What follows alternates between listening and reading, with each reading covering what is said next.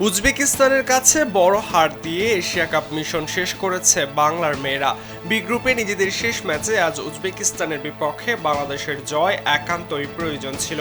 শুধু জিতলেই হতো না, অন্য গ্রুপের ফলাফলের উপর নির্ভর ছিল বাংলাদেশের কোয়ার্টার ফাইনাল খেলা।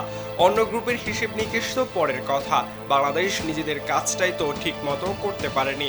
উজবেকিস্তানের বিপক্ষে ৪-০ গোলের লজ্জাজনক পরাজয় নিয়ে মাঠ ছেড়েছে বাংলার মেয়েরা।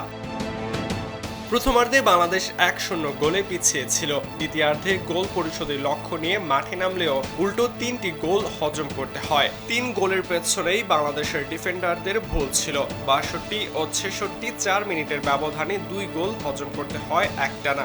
৮৭ মিনিটে উজবেকিস্তান আরেকটি গোল করলে বাংলাদেশ বড় হার নিয়ে মাঠ ছাড়ে।